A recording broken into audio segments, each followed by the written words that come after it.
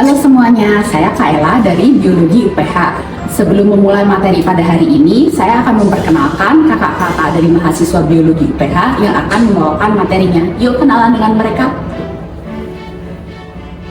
Halo semuanya, saya Kak Kris dan ini rekan saya. Halo semuanya, aku Kak Ime dari Biologi Angkatan 2022.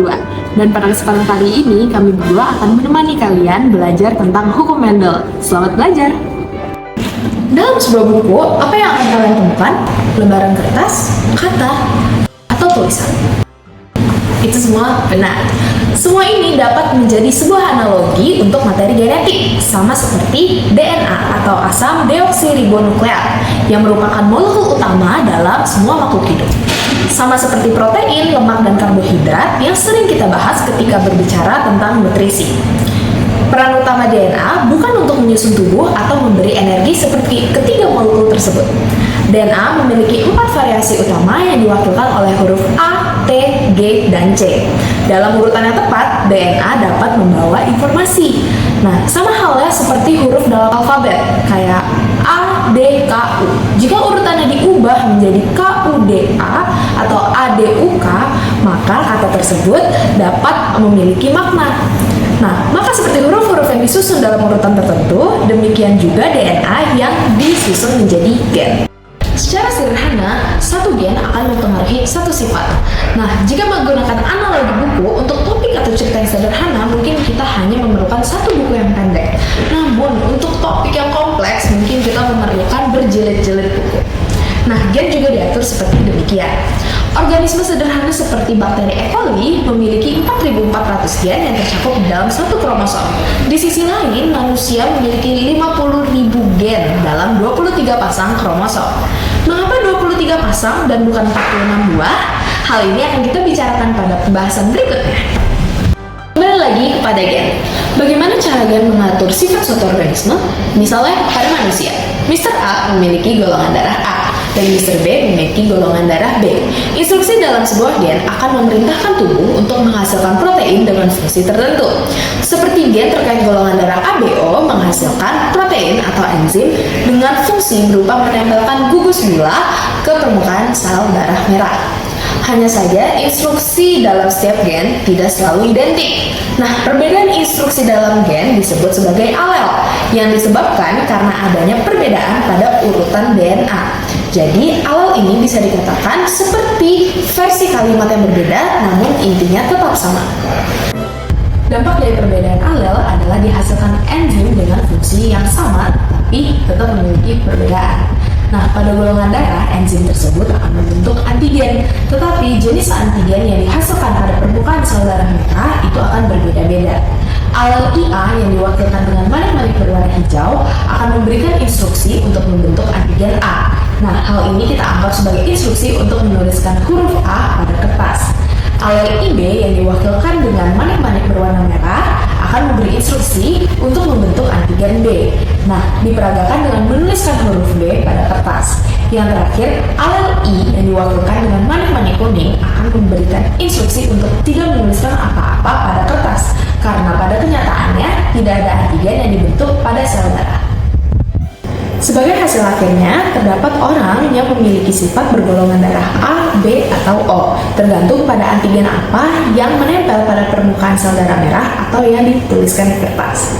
Jika di kertas ada huruf A, baik satu ataupun dua kali, berarti golongan darah orang tersebut adalah A. Jika B, maka golongan darah orang tersebut adalah B. Nah, jika tidak ada tulisan, berarti golongan darahnya adalah O.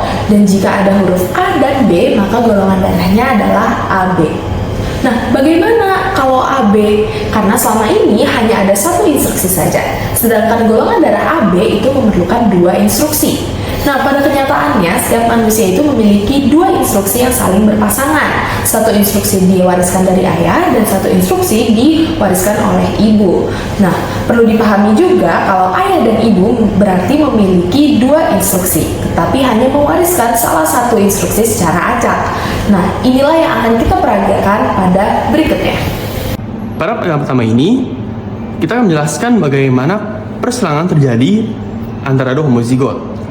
Nah, secara simpel tuh berarti homozigot adalah dia memiliki 2 jenis alel yang sama.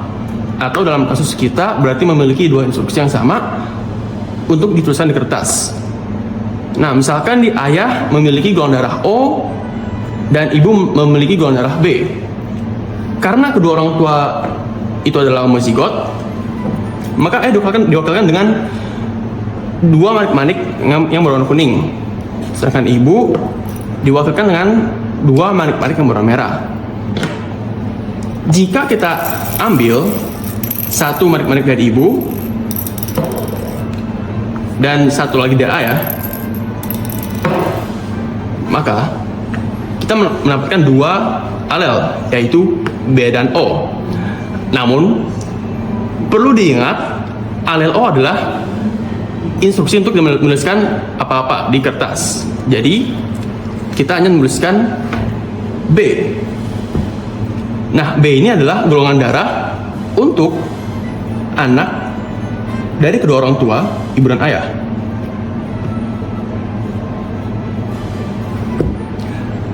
Bagaimana jika kita coba lagi? Kita ulang. Kita ambil satu dari ayah dan satu dari ibu. Maka hasilnya tetap hanya alel B yang ditulis di kertas.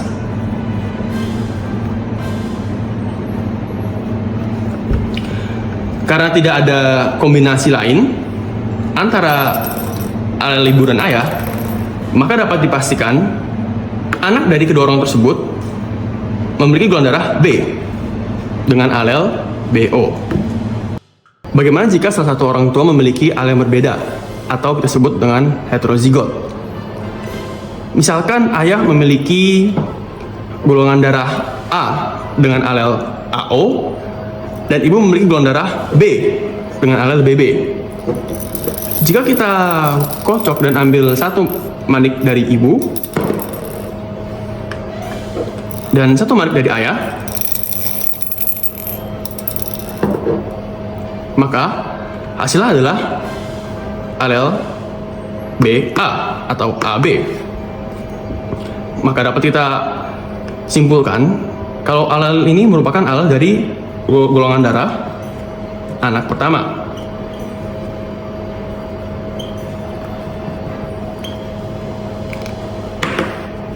Kalau kita ulang lagi, kita taruh lagi,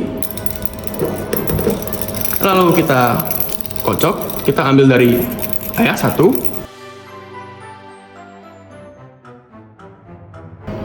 dan satu dari ibu, maka kita tetap mendapatkan golongan darah AB. Anak kedua golongan AB dan pertama adalah AB. Bagaimana jika kita ulang untuk ketiga kalinya? Kita ambil satu dari ayah. Kali ini kita mendapatkan alel O. Dan satu dari ibu. Kita mendapatkan alel B. Nah, karena alel O adalah instruksi untuk tidak menuliskan apa-apa di kertas, maka golongan darah anak ketiga adalah B dengan alel BO. Terakhir, bagaimana jika kedua orang tua memiliki alel heterozigot? Seperti di sini, ayah memiliki golongan darah AB dan juga ibu memiliki golongan darah AB. Jika kita ambil salah satu alel dari ibu,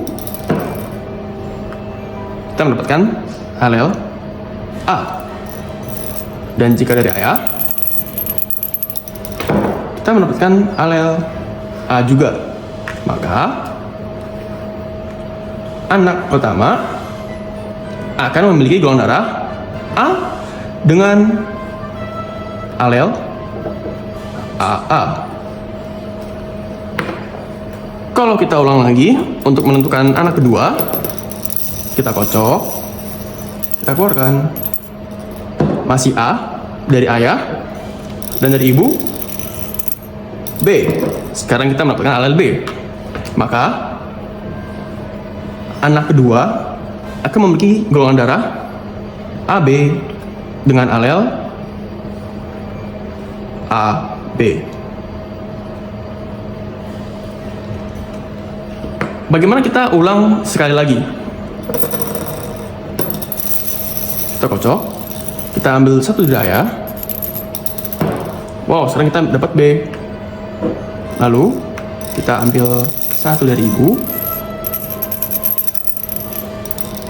Kita mendapatkan A lagi.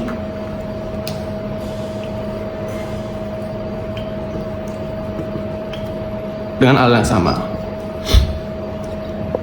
Nah, dari ketiga anak ini, ternyata golongan darahnya itu sama, yaitu AB untuk anak kedua, dan ketiga, untuk anak pertama, dia memiliki golongan darah A dengan alel AA.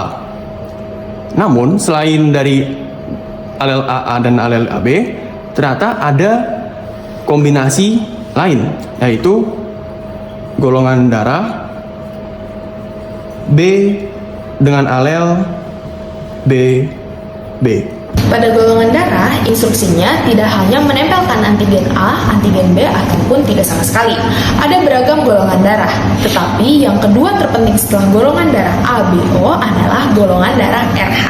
Kita akan fokus pada golongan darah RH plus atau minus, yang merupakan ada atau tidaknya instruksi untuk menempelkan antigen D pada sel darah merah, atau dalam kasus kita adalah menuliskannya di kertas. Nah, RH plus berarti ada instruksi untuk menuliskan D, sedangkan RH min berarti tidak ada instruksi untuk menuliskan D di kertas. Sekarang kita akan peragakan golongan darah tipe RH. Misalkan ayah memiliki golongan darah RH plus dengan alel plus plus, dan ibu memiliki golongan darah RH min dengan alel min min. Nah, jika kita ambil satu dari ibu dan satu dari ayah, maka kita akan mendapatkan golongan darah RH plus dengan alel plus minus. Ini untuk golongan darah anak pertama.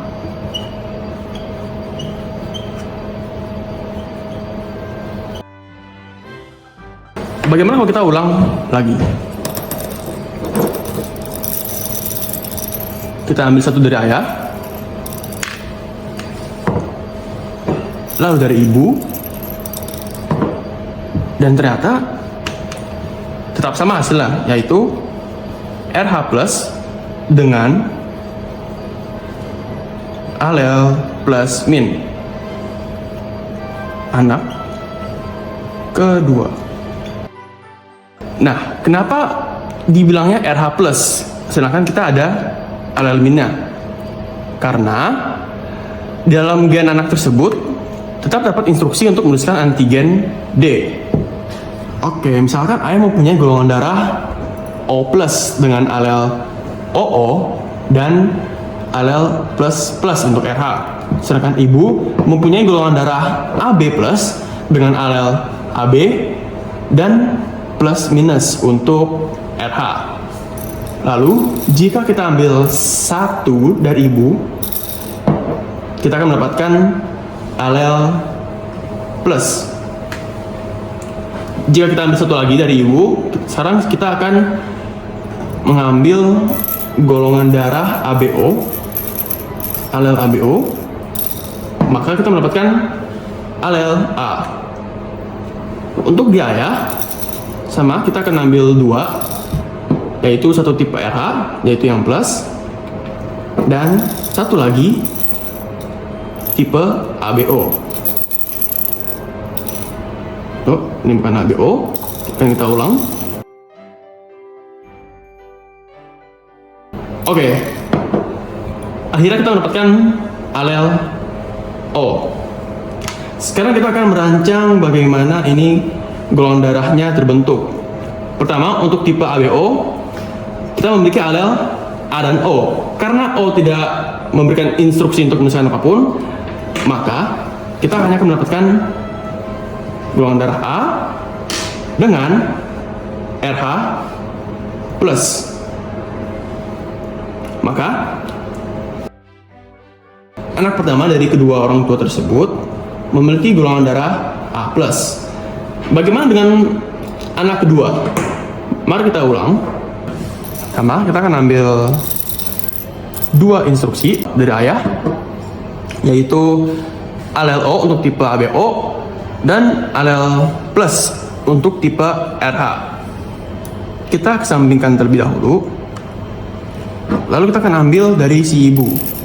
Sama seperti bapak, kita akan ambil dua tipe alel. Alel RH sudah ditemukan. Tinggal alel ABO. Kita ulang. Kita mendapatkan alel B. Jika kita gabungkan, maka anak dari orang tua tersebut akan memiliki pertama golongan darah B dengan alel BO serta memiliki golongan darah tipe RH yaitu plus karena dia memiliki dua alel plus. Pada kenyataannya, ada gen yang sangat mempengaruhi fenotipenya, seperti golongan darah. Tetapi ada juga gen yang tidak terlalu mempengaruhi fenotipenya, melainkan bergantung pada kondisi lain. Misalnya, gen yang memiliki kaitan dengan tinggi badan. Seseorang mungkin memiliki gen untuk tumbuh dengan tinggi. Namun, jika gizi yang diterima kurang baik, maka tinggi badannya tidak akan optimal. Di sisi lain, ada juga gen yang tidak muncul karena dipengaruhi oleh sifat lainnya. Misalnya, seseorang memiliki gen yang terkait dengan fenotipe botak. Karena dia botak, kita tidak bisa mengamati fenotipe warna rambutnya.